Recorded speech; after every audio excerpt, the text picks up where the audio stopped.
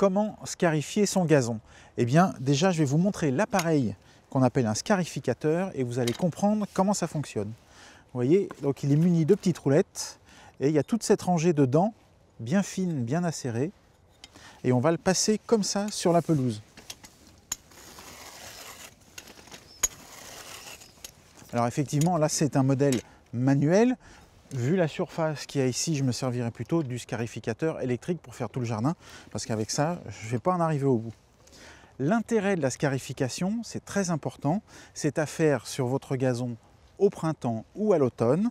Ces petites dents vont griffer le sol, vont créer des petites tranchées dans la terre. On retire toutes les parties mortes, sèches, on retire la mousse, on retire tous les déchets végétaux qui étouffent la pelouse, qui vont faire qu'elle va être de moins en moins jolie, qu'elle va être fatiguée, qu'elle va mal pousser. Et il va falloir faire ça sur toute la surface du terrain et dans les deux sens. Donc on va le faire comme ça et ensuite on passera dans ce sens-là. En faisant ces tranchées, on va aérer le sol.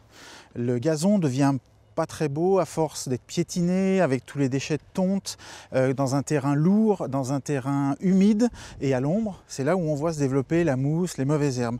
Donc en faisant ça, on va aérer le sol, on va aérer le gazon.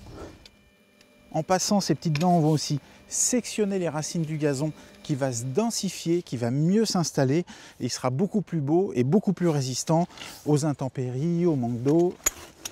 Bon là, j'ai pas pris une très bonne position pour le faire. Il faut être bien droit pour pas vous fatiguer le dos. C'est pour ça que le manche est très long aussi. Voilà, vous allez parcourir votre jardin comme ceci.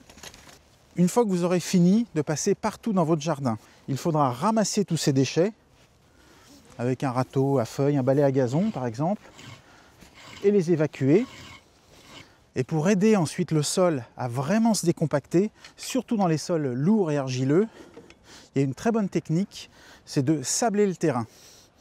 Les grains de sable vont être entraînés dans le sol par la pluie et les arrosages.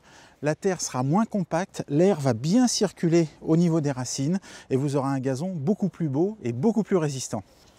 On va égaliser ce sable avec un râteau et on peut rajouter un terreau spécial gazon par-dessus parce que dans le terreau, il y aura vraiment des éléments nutritifs pour aider le gazon à bien repartir. Le sable va vraiment être là, lui, pour améliorer le drainage. Là aussi, on va bien répartir le terreau avec le râteau. Alors l'aspect pour l'instant n'est pas très joli, mais vous allez voir, en quelques semaines, ce sera à nouveau splendide et tout vert. Une précision importante, on ne fait pas de scarification quand la terre est trop humide ou quand elle est trop sèche. On attend, un jour comme aujourd'hui c'est idéal, il a plu il y a quelques jours, ça a eu le temps de sécher un peu, c'est parfait. La scarification se pratique 2 fois par an, à l'automne et au printemps. Et puis si une zone a vraiment été très dégarnie quand vous aurez pratiqué la scarification, et bien tout simplement pratiquer un regarnissage.